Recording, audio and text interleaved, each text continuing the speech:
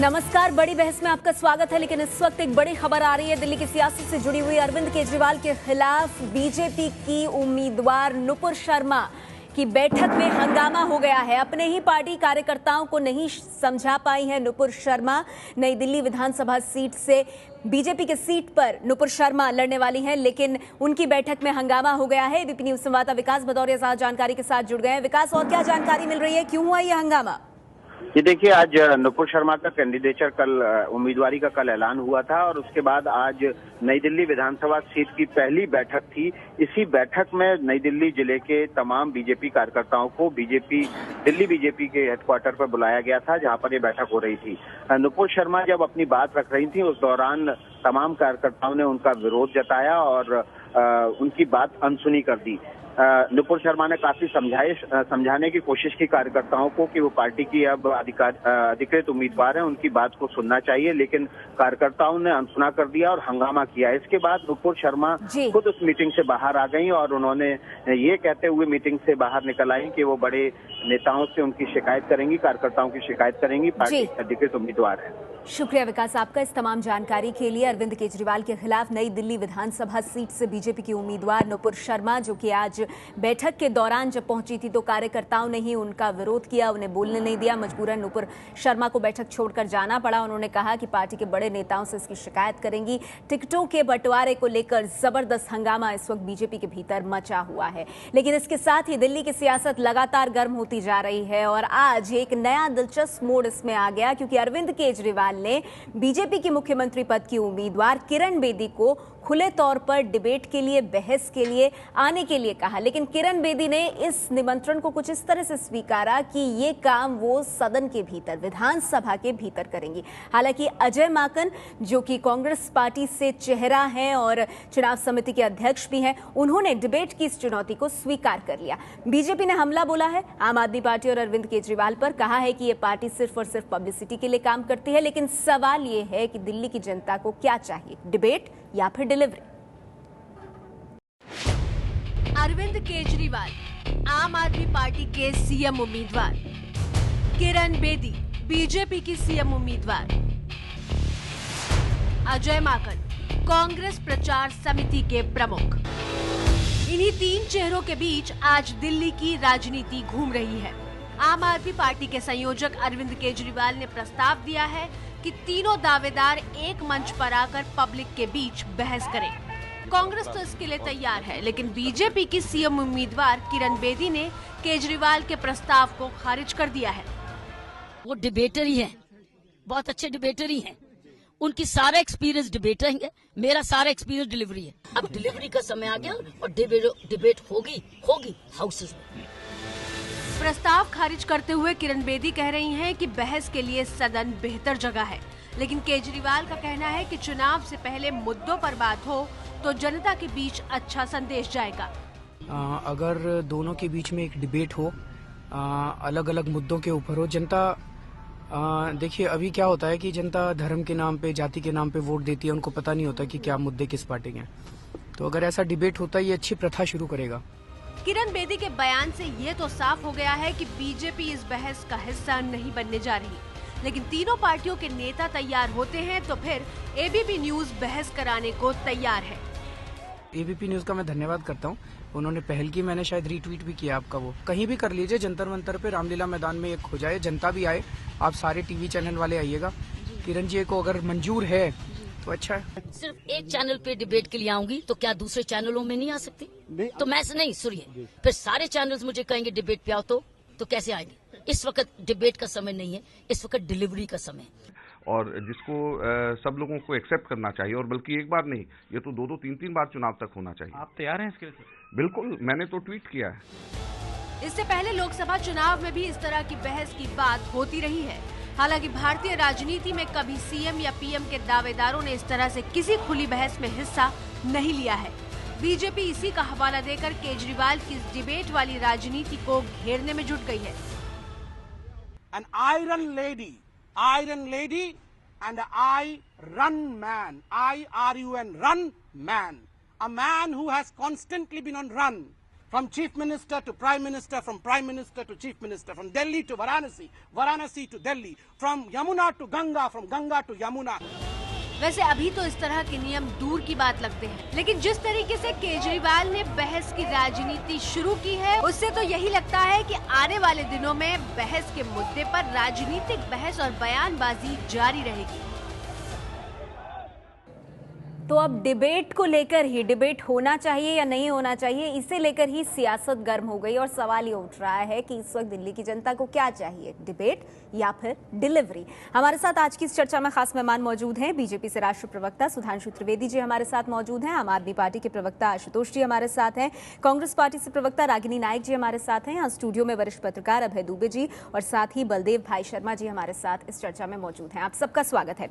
सुधांशु त्रिवेदी जी, आज जिस तरह से खुली बहस की चुनौती को नकारा है, उसके बाद एक सवाल उठ रहा है बार बार कि क्या आयरन लेडी आयरन मैन से डर गई सिर्फ एक पब्लिक डिबेट को लेकर?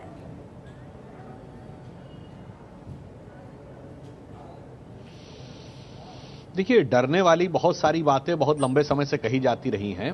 डिबेट की जहां तक बात है, बहुत स्पष्ट रूप से हम ये कहना चाहते हैं कि डिबेट का एक संदर्भ होता है, एक प्रसंग होता है और एक मौका होता है। चुनाव से 15 दिन पहले जब जनता के बीच में जाके काम करने का समय होता है, तब आप डिबेट की आवश्यकता के ऊपर बल दे रहे हैं। स्वाभाविक है, क्योंकि आम आदमी पार्टी का दो ही लक्ष्य हैं, दो ही उनकी एक स्ट्रेटजी के पार्ट हैं। एक, किसी न किसी प्रकार से मीडिया में जीवित दिखो, चाहे कंट्रोवर्सी के द्वारा ही दिखना पड़े। दूसरा, हर असंवैधानिक कार्य को नैतिकता का जामा पहनाते रहो, ताकि आपकी हर अनैतिकता को जस्टिफाई करने का आधार मिले। तो यह उनकी पहली रणनीति का अंग है कि जमीन पर जब आपको नजर आता है कि आप काम करने में उतने प्रभावी और सक्षम नहीं हो पा रहे हैं, जिसको मैं एक उदाहरण के साथ देना चाहूंगा। आम आदमी पार्टी में शीर्ष स्तर पर कितने अंतर विरोध दिखाई पड़े, उनके नाम नहीं गिनाना चाहूंगा जो नेता पिछले साल 1.5 साल में छोड़ के गए।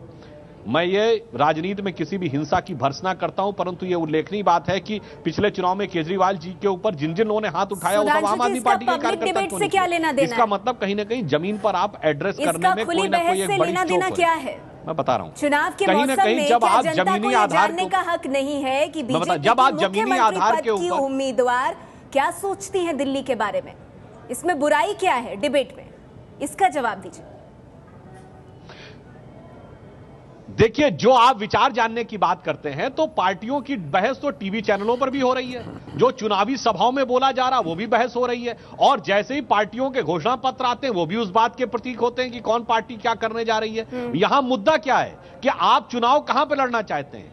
आप किसी न किसी प्रकार से मीडिया में आकर्षण क्रिएट करके अपनी मीडिया में विजिबिलिटी वैल्यू बना के रखना चाहते हैं, शायद इसलिए कि जमीन पे आपको समस्या नजर आती है काम करने में, तो किसी न किसी प्रकार से विवाद क्रिएट करके। और जहां तक डिबेट की बात है, मैं एक बात कहना चाहूंगा, अभी संसद का सत्र था, धर्मांतरण का विषय हो, एक मिनट, धर्मांतरण का विषय हो तो हम बहस को तैयार थे, कांग्रेस नहीं तैयार थी। पिछले समय जब विपक्ष में थे, 2G का विषय हो तो हम बहस के लिए तैयार थे, ये नहीं तैयार थे। यहां तक कि नरसिम्हा राव के समय में धर्मस्थल विधेयक से लेकर जितने भी विषय आए, ठीक है, लेकिन हम डिबेट से कभी नहीं भागे, सत्ता में हो या प्रतिपक्ष में हो। एक डिबेट से एक आयरन लेडी क्यों भाग रही है, जिन्हें क्रेन बेदी से लेकर एक बहुत ही निर्भीक छवि की IPS अधिकारी के तौर पर देखा जाता है, एक डिबेट से उनको क्या परेशानी आ सकती है? ये सवाल बना हुआ है सुधांशु जी, इसका जवाब मैं आपसे आगे भी लेती रहूंगी, इसका जवाब आपने नहीं दिया। लेकिन प्रासंगिकता भी होनी चाहिए। एक मिनट किए हैं, एक मिनट सर, आपने कुछ हमले किए तो मैं हमले आगे ले नहीं, मैं जवाब दे रहा हूं, सुनिए, एक संवैधानिक प्रश्न भी है। एक मिनट, नेहा जी ये संवैधानिक प्रश्न है। नहीं, मैं एक वाक्य कहना चाहूंगा, एक संवैधानिकता का प्रश्न भी है। क्या ये सिर्फ 3 पार्टियों में से कोई सीएम बन सकता है? यदि सीएम बनने की क्षमता है संवैधानिक दृष्टि से, 70 में से कोई भी उम्मीदवार बन सकता है, सभी 70 के उम्मीदवार खड़े होकर बहस करेंगे? ये तो आपका एजम्पशन है कि 3 में से कोई बनेगा। संविधान ये कहता है कि हर व्यक्ति को मत देने का अधिकार है और हर विधायक का सीएम बनने का अधिकार है। 70 के 70 लोग बैठ के बहस करेंगे क्या? अजय माकन जो अभी चुनाव समिति के सिर्फ अध्यक्ष हैं, उनको मुख्यमंत्री पद का उम्मीदवार घोषित नहीं किया, वो तक तैयार है। समझ नहीं आ रहा बीजेपी क्यों पीछे जा रही है, जब आप बार बार ये कहते हैं कि बहुमत से आप बनाएंगे अपनी सरकार। सुधांशु जी, मुझे आगे जाना होगा। आशुतोष जी हमारे साथ मौजूद है। आशुतोष जी, अरे भाई, जिनका जमीन पे कुछ नहीं है वो बहस के लिए तैयार है। कांग्रेस को भी अपना वजूद दिखाना, इनको भी अपना वजूद टीम में काम करते हुए लगता है आपको बहुत ज्यादा दिक्कतें आ रही हैं और आपकी पार्टी का एक इंटरप्रिटेशन दिया है बीजेपी ने, ऑल अबाउट पब्लिसिटी, यानी आप सिर्फ और सिर्फ पब्लिसिटी के लिए, जो संबित पात्रा जी का जुमला मैं अगर इस्तेमाल करूं, किरण बेदी के कंधे पर चढ़कर चाहते हैं कि ये डिबेट हो और आपको लोकप्रियता मिले, बस यही है आपका मकसद।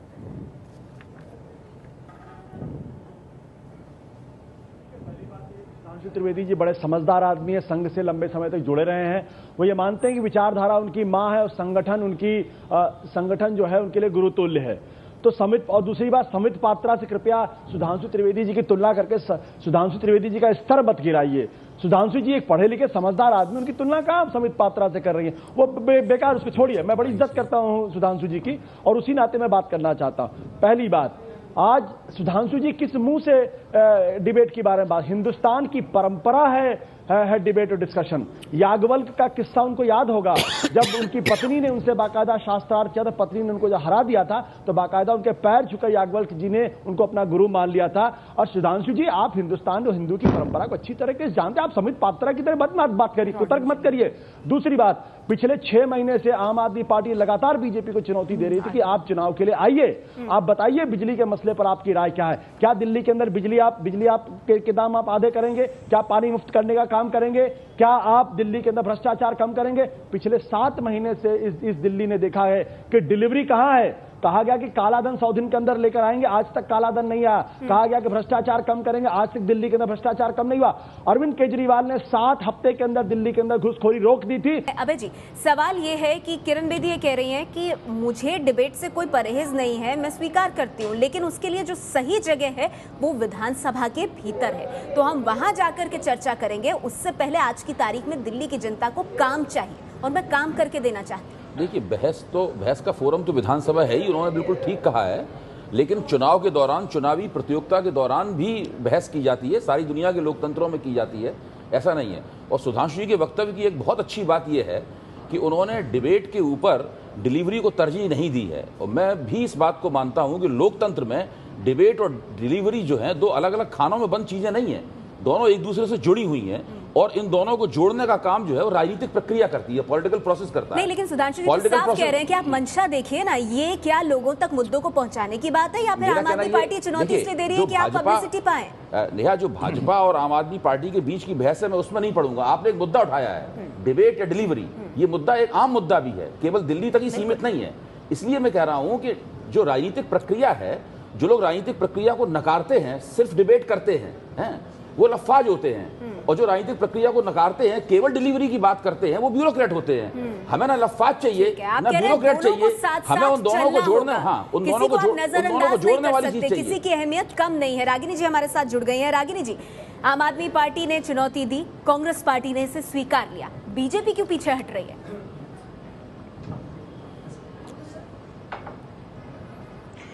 देखिए, मैं दोनों पार्टियों के ऊपर कुछ टिप्पणी जरूर प्रस्तुत करना चाहूंगी। आज अंग्रेजी के लेटर डी की बहुत डिमांड है, तो देखिए, अगर आम आदमी पार्टी के डिबेट, डायलॉग और डिस्कशन की डिमांड को बहुत ज्यादा गंभीरता से नहीं लिया जा रहा है, तो उसके पीछे भी कारण यह है कि उन्होंने हमेशा ड्रामा बेस्ड और धरना बेस्ड राजनीति की है।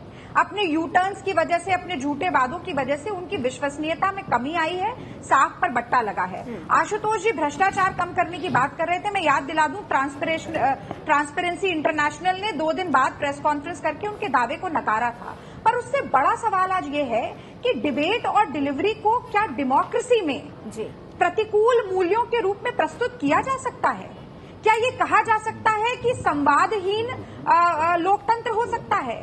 ऐसा लोकतंत्र जिसमें विचारों का आदान प्रदान ना हो, जिसमें बहस ना की जाए, जिसपे मुद्दों की और डिलीवरी की एनालिसिस ना हो।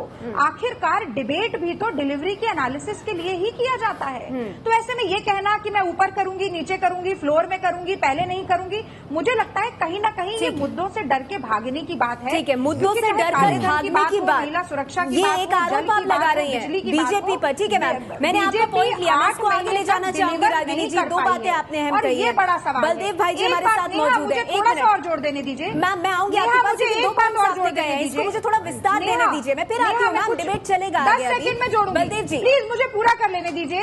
अच्छा बोलिए, ये संक्षेप में रखिए मैम, देखिए कई सारे पॉइंट्स होंगे, चर्चा बिखर जाएगी।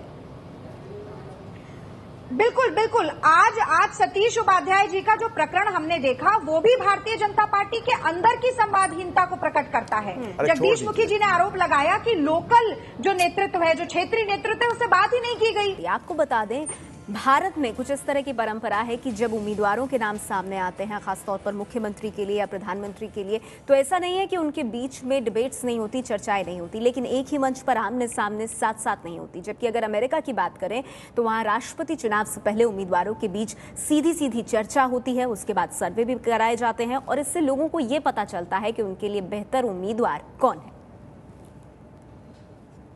Last 4 years, you cut permits and licenses on federal land and federal waters in half. Not true, Governor Romney. So how much did you cut them by? Not true. By how much did you cut them by then? October 2012 America में राष्ट्रपति चुनाव के दौरान कुछ इस तरह उम्मीदवारों के बीच गर्मा गर्म बहस होती है। There were a whole bunch of oil companies. No, I had a question, and the question was, how much did you cut them by? You want me to answer How much did you cut them by? इसी की तर्ज पर दिल्ली में चुनावों के दौरान केजरीवाल ने किरण बेदी को बहस के लिए ललकारा है। किरण बेदी भले ही डिबेट से बचने की कोशिश कर रही हूं, लेकिन सवाल उठने लगे हैं कि क्या भारत में दो उम्मीदवारों के बीच इस तरह की बहस की गुंजाइश है? रिक्वेस्ट करता हूँ, वो किरण जी नहीं मान रही हैं, शायद किरण जी ने मना कर दिया कि आप लोग बना लीजिए उनको। अजय माकन जी को भी तीनों के बीच में डिबेट होना चाहिए, जरूरी है। ये तमाशा है, मैं इस वक्त तमाशे में नहीं हूँ, मैं रोड शोज पे हूँ, पब्लिक संपर्क में हूँ। ये तमाशे का टाइम निकल चुका। लोग तमाशा नहीं चाहते हैं। हाय हाय हो, एक ताली बजे, बड़ा हो, तमाशा हो, इसकी निंदा उसकी। तमाशे छोड़ दो, अब काम की जरूरत है। भारत में चुनाव के दौरान उम्मीदवारों के बीच सीधी बहस की परंपरा नहीं रही है, लेकिन अमेरिका में राष्ट्रपति चुनाव में बहस 1960 से ही होती आ रही है। अमेरिका में डिबेट राष्ट्रपति चुनाव का अहम हिस्सा है। इससे जनता को ये तय करने का मौका मिलता है कि देश के लिए कौन बेहतर राष्ट्रपति साबित हो सकता है।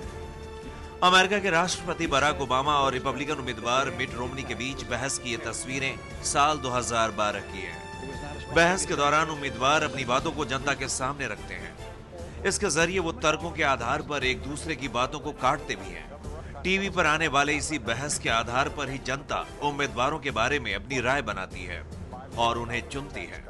अमेरिका की जनता इसी बहस के आधार पर अपने उम्मीदवारों की राजनीतिक, आर्थिक जैसी नीतियों पर उनका रुख जानती और समझती है। साल 2012 के चुनाव में ओबामा और मिट रोमनी के बीच अर्थव्यवस्था, सरकारी घाटा, टैक्स, नौकरियों, स्वास्थ्य और शिक्षा से जुड़ी घरेलू नीतियों को लेकर जोरदार बहस हुई। दोनों ने देशवासियों के सामने इस बात का पूरा खाका पेश किया कि मौका मिलने पर वो अगले 4 साल तक देश को किस ओर ले जाएंगे। बहस के बाद मतदाताओं के बीच सर्वेक्षण भी कराए जाते हैं। सर्वेक्षण से पता चलता है कि कौन उम्मीदवार आगे चल रहा है और कौन पीछे। अमेरिका में राष्ट्रपति के उम्मीदवारों के बीच ऐसी बहस कई दौर में होती है। भारत में बहस की मांग नई नहीं है।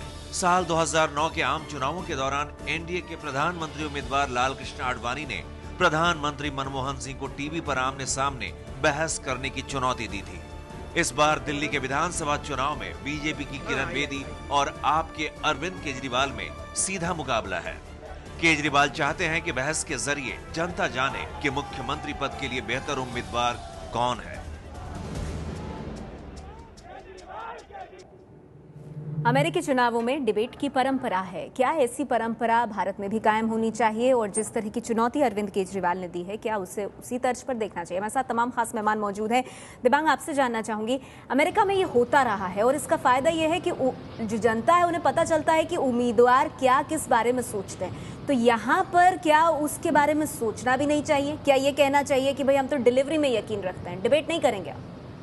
नहीं, बिल्कुल ये होता रहा है और उसको मैंने काफ़ी स्टडी भी किया है। 1960 से वहाँ पर शुरू हुआ, 87 में वहाँ पर प्रेसिडेंशियल डिबेट कमीशन बना और ये भी सोच थी भारत में कि इसी तरह से जो चैनल्स हैं उनके प्रमुखों को मिलकर एक कमीशन यहाँ भी बनाना चाहिए था। इस पर एक पहले बात हो चुकी है पर ऐसा हो नहीं पाया। मैं ये कह रहा हूँ कि एक तो ये बात है अमेरिका वाली, उसको आप छोड़ दें। आप लोकतंत्र का इतिहास देखें, और आप इस पर काफ़ी कुछ लिखा गया है। अमर्त्य सेन ने हाल में इस पर बहुत अच्छा किताब लिखी है, आर्गुमेंटेटिव इंडिया। उसमें वो ये कह रहे हैं कि आप ये जो वोट डालकर विजेता घोषित करना, तय करना किसको सबसे ज़्यादा, ये लोकतंत्र में बाद की चीज़ है, ये ग्रीक्स की देन है। इससे पहले की लोकतंत्र की परंपरा वो वाद विवाद की है। आप अपनी बात रखिए, मैं अपनी बात रखूंगा। और अगर आप देखें तो इसकी उनका कहना है कि हमारे अतीत में इसकी बहुत गहरी जड़ें भारत में रही हैं। तो वाद विवाद से मुझे लगता है कि डरना नहीं चाहिए। और वाद विवाद जो है वो लोकतंत्र को एक तरीके से मजबूत करता है, उसमें लोगों को साथ लेता है। और वहाँ ये टेलीविज़न जो माध्यम है ये बहुत काम आता है उसमें, एक तरीके से आपके विचार और वोटरों को ये जानकारी कि अगर हम इसको चुनेंगे तो इसका फ़ायदा ये होगा, ये चीज़ एक खुलकर सामने आती है। मेरे ख्याल से अभी भी समय है और उसको पीछे बैठकर एक बार पीछे रुककर थोड़ा सा इनको सोचना चाहिए और इसकी संभावना को, इसकी पूरी कोशिश करनी चाहिए। एक बात ज़रूर मुझे समझ में आ सकती है बीजेपी की तरफ से, बहुत संक्षेप में, ये है कि भाई ये बहुत नई आई हैं। अरविंद केजरीवाल इसमें घुटे हुए हैं बिल्कुल। एक बार वो राज कर चुके हैं, उसके बाद वो लगातार तैयारी करते रहे, तो हो सकता है उनको इसमें कुछ हिचक हो। ये बात मुझको समझ में आती है। मैं इसका जवाब लूंगी सुधांशु जी से, लेकिन बलदेव जी अगर ये बात भी है तो भी किरण बेदी लगातार अपना विजन देती रही हैं। उन्हें कल मुख्यमंत्री का चेहरा तो कल देर रात घोषित किया गया। उससे पहले वो जिस तरह से बोलती रही कि सुबह 9 बजे से मंत्री अपने दफ्तरों में नहीं जाएंगे, बल्कि जाकर के शिक्षा विभाग का मंत्री किसी स्कूल में जाएगा और वहां देखेगा क्या कुछ हो रहा है, तो वो तो विजन देती आ रही हैं, 6 P's की बात कर रही हैं। इसी सब चीज को एक पब्लिक डिबेट में रखने से क्या परहेज हो सकता है? देखिए, मुझे नहीं लगता कि पब्लिक डिबेट से किरण मोदी या भारतीय जनता पार्टी भाग रही है। किरण बेदी या भारतीय जनता पार्टी भाग रही है, लेकिन जैसा उन्होंने खुद भी कहा कि अब चुनाव बिल्कुल पीक पर आ गया है और इस समय सभी पार्टियां चुनाव अभियान में इतनी जुट गई हैं कि एक पब्लिक प्लेटफार्म पर आकर डिबेट करने का उनके पास समय नहीं है। अभी आपने अमेरिका का दृश्य दिखाया, हाँ। वो बहुत अच्छी परंपरा है और जागृत लोकतंत्र का एक मानदंड है ये, हाँ। डिबेट। लेकिन अमेरिका में ये प्रक्रिया चुनाव से कई महीने पहले शुरू होती है। अच्छा। और जब केवल 15-20 दिन रह गए हैं तो इस डिबेट का कोई आपको लग रहा है ये बीजेपी पर उल्टा वार कर सकता है अगर इस वक्त पर अगर किरण बेदी कुछ कहती हैं? मुझे देखिए ये लग रहा है, मुझे ये लग रहा है कि किरण बेदी के आने से केजरीवाल की स्थिति लगातार कमजोर होती नजर आ रही है। और जैसा केजरीवाल जी की आदत है, एक शिगुफा उन्होंने छोड़ दिया है जिससे कि चीजों को डाइवर्ट किया जा सके। छोड़ा, चलिए इस पर मैं आम आदमी पार्टी से प्रतिक्रिया लूंगी, लेकिन उससे पहले सुधांशु जी देखिए कि अतीत किस तरह से आपको आईना दिखाने की कोशिश करता है और बार बार आपके रास्ते में आता है। 4 अक्टूबर 2012 का किरण बेदी का एक ट्वीट जिसमें वो ये कह रही हैं, सोचिए अगर सोनिया गांधी और गडकरी के बीच डिबेट हो, ठीक वैसे ही जैसे अमेरिका में ओबामा और रोमनी के बीच डिबेट हो रही है, तो क्या किरण बेदी अब अपनी ही बातों के जाल में फंसती नजर आ रही हैं?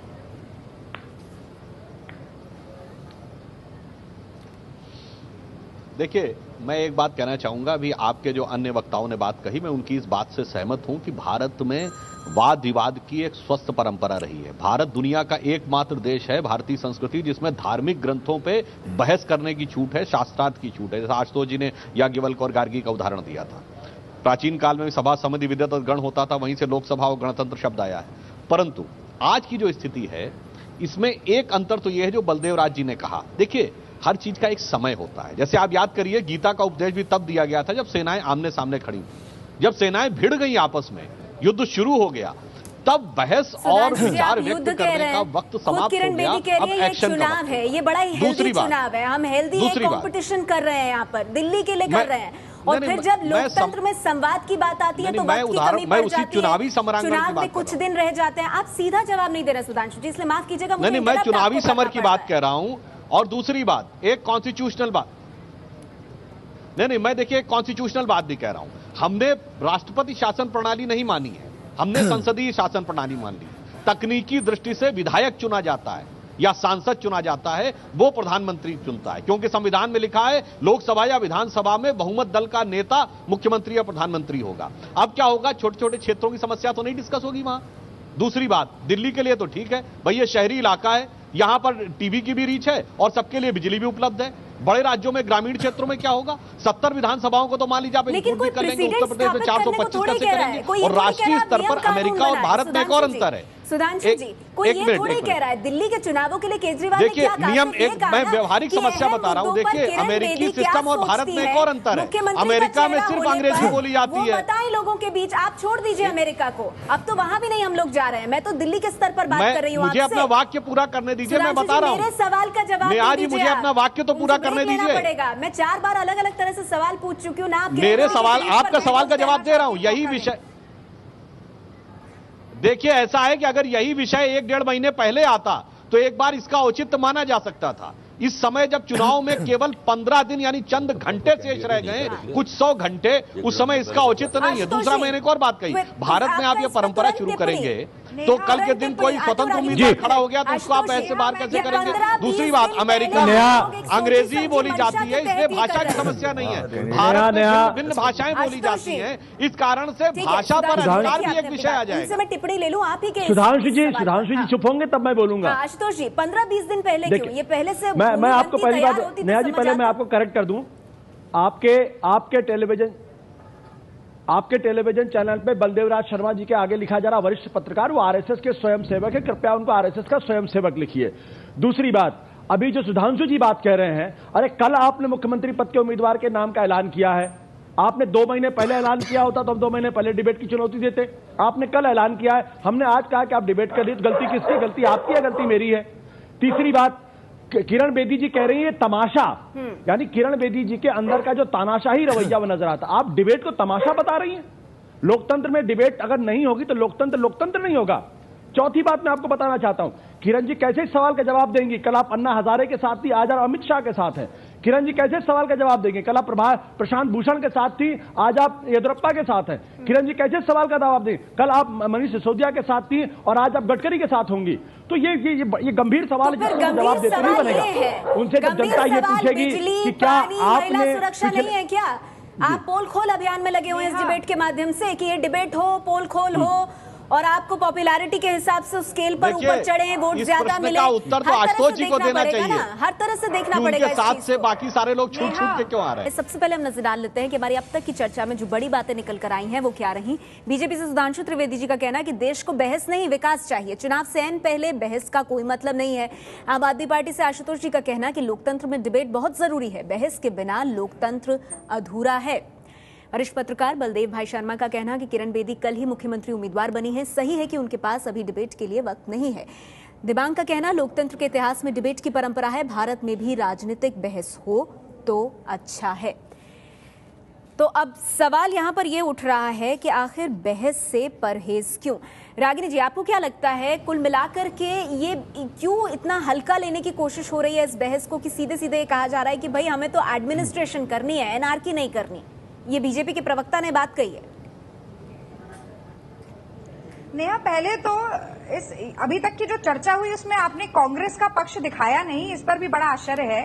और जिस तरह से थोड़ा सा मुझे भी दरकिनार करके रखा बहस से, उसके ऊपर मुझे रहीम जी का एक दोहा याद आ रहा है कि पावस देखी रहीम मन, कोयल साधी मौन, अब दादुर वक्ता भय हमको पूछत कौन। तो देखिए, इस देश की राजनीति में ऐसा समय जरूर आया कि जब लंबी लंबी छोड़ने वाले, हाँकने वाले, डींग हाँकने वाले और वालों पर सच बोलने वालों की बजाय देश की जनता ने 1 बार 2 बार भरोसा किया। लेकिन आज ये दोनों पार्टियों को देखिए, एक पार्टी आम आदमी पार्टी कह रही है कि केवल डिबेट कर लीजिए चल जाएगा, भारतीय जनता पार्टी कह रही है कि नहीं, डिबेट तो हम कर नहीं पाएंगे, आगे हमें मौका दीजिए, डिलीवरी करके दिखाएंगे। पर बात महत्वपूर्ण ये है कि लोकतंत्र में डिबेट और डिलीवरी दोनों जरूरी है। ठीक है, चलिए आज बात दोबारा रखी और मैंने वक्त दिया क्योंकि माफ कीजिएगा, आपका जो पॉइंट ऑफ व्यू था वो यहाँ पक्ष विपक्ष में नहीं आ सका, उसके लिए माफी चाहूंगी। हमारे पास गौरव सुधांशु जी, हमारे पास एक प्रगतिशील भविष्य की रूपरेखा उल्टी पड़ सकती है। लोकतंत्र में आप डिलीवर करने की बात कर रहे हैं लेकिन डिबेट से भाग रहे हैं।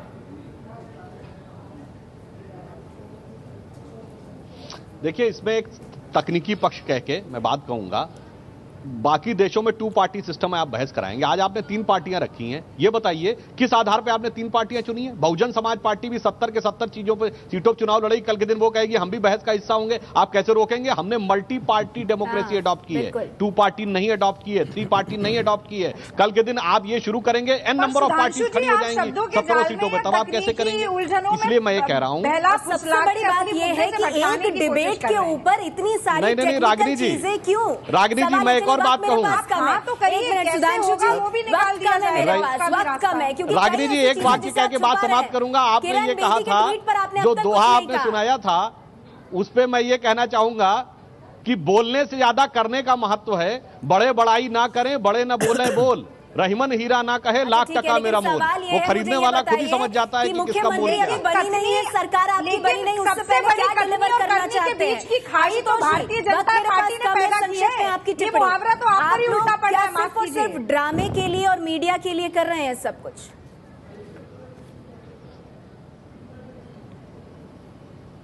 मुझे लगता है कि बीजेपी को अपनी परिभाषा बदल लेनी चाहिए। डिबेट और डिलीवरी की बात वो ना करें, क्योंकि उनके प्रधानमंत्री ऐसे शख्स हैं जो एक तरफा संवाद की बात करते हैं, वो सवालों के जवाब कभी देते नहीं है। मैं तो 3 बुनियादी सवाल पूछता हूं कि बीजेपी ये बता दे कि भाई पिछले 7 महीनों के अंदर इस देश के अंदर भ्रष्टाचार में कुछ कमी आई है या कमी नहीं आई है।